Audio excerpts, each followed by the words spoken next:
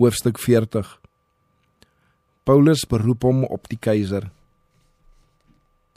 Festus het dan in die provinsie gekom en na 3 dae van Caesarea opgegaan na Jerusalem.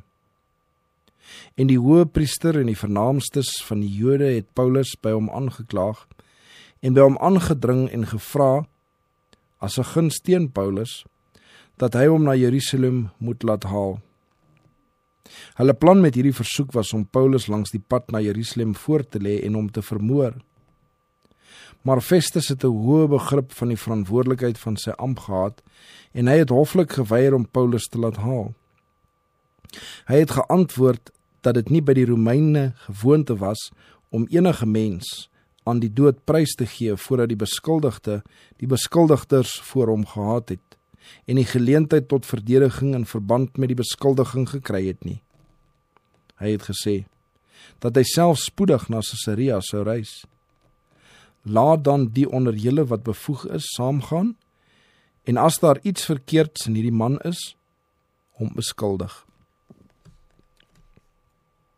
Dis nie wat die Jode wou hê nie.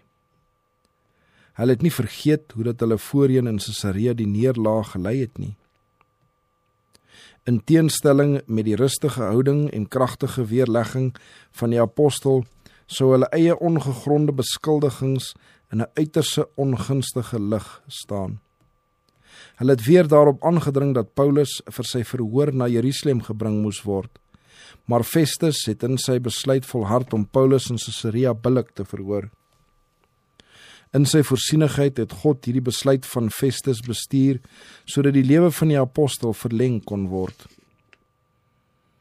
Toe hulle plan verydel is, het die Joodse leiers dadelik voorbereidsels getref, om in die hof van die goewerneur teen Paulus te getuig.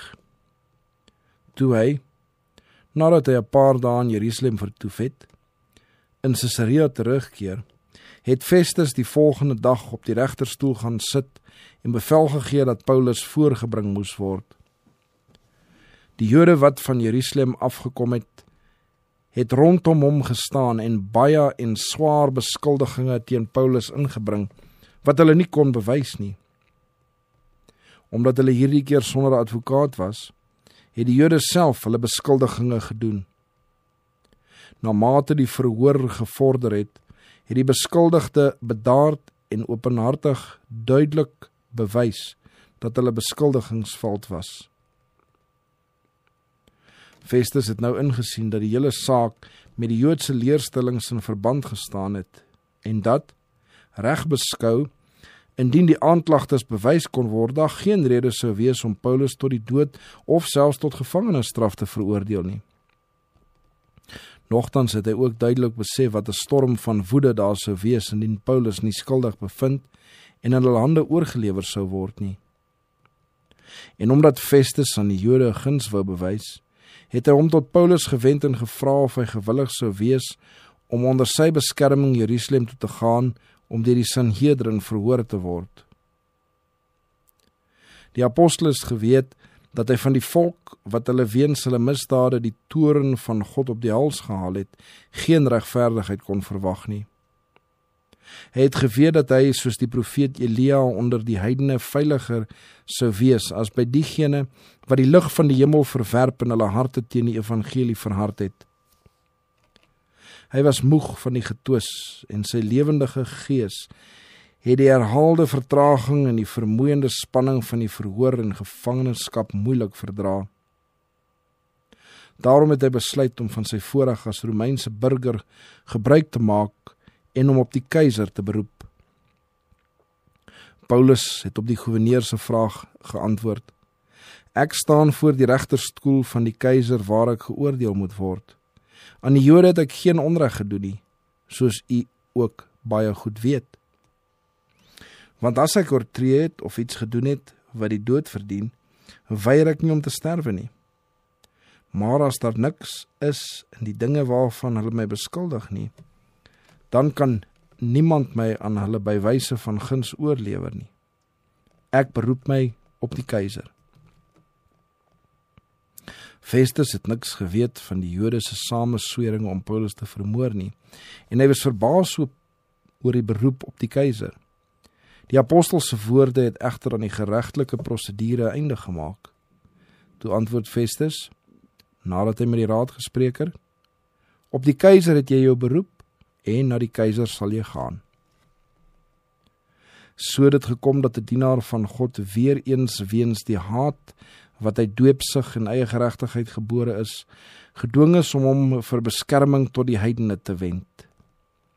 Dit was hierdie selfde haat wat die profeet Elia gedwing het om na die weduwee van Sarfat te vlug om beskerming te soek en wat die evangeliebodes gedwing het om hulle van die Jode af te wend en hulle boodskap aan die heidene te verkondig. En die volk van God wat in hierdie eeu leef, moet nog met hierdie haat kennis maak. Onder talle van die belydenende volgelinge van Christus heers dieselfde hoogmoed, vormdiens en selfsug. Dieselfde gees van onderdrukking wat so 'n groot plek in die hart van die Jood gevul het. Manne wat voorgee om die verteenwoordigers van Christus te wees, sal in die toekoms nog dieselfde houding inneem as wat die priesters en die owersters teenoor Christus en die apostels ingeneem het. In die groot krisis wat hulle binnekort moet beleef, sal die getroue dienaars van God met dieselfde hartvogtigheid, dieselfde wrede vasberadenheid, dieselfde ontoegeeflike haat kennis maak. Almal wat God in daardie bose dag onbevrees, volgens die voorskrifte van hulle gewete gedien het, sal moed, vasberadenheid en 'n kennis van God en sy woord nodig hê. Want diegene wat aan God getrou is, sal vervolg word. Hulle beweegrede sal in twyfel getrek word. Hulle diepste pogings sal gewantrou en hulle name as sleg verwerp word. Die Satan sal met al sy misleidende krag werk om die hart te beïnvloed en die verstand te benewel, om boosheid goed en die goeie boos voor te stel.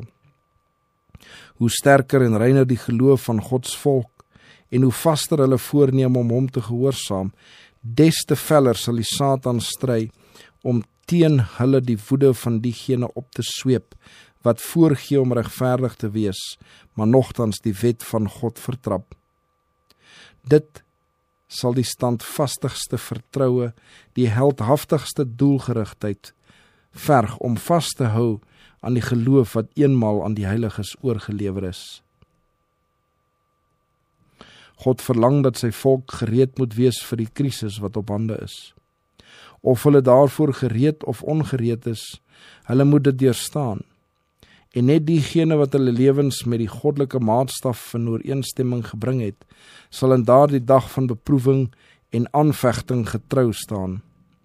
Wanneer wêreldlike regerders met predikante saamspan om gewetenssake voor te skryf, dan sal gesien word wie God waarlik vrees en dien.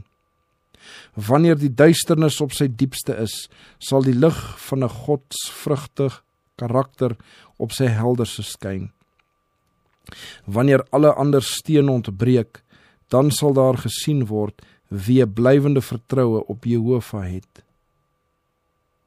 En terwyl die vyande van die waarheid hulle aan alle kante omring met die bedoeling om die dienaars van God kwaad aan te doen, sal God hulle ten goeie bewaak.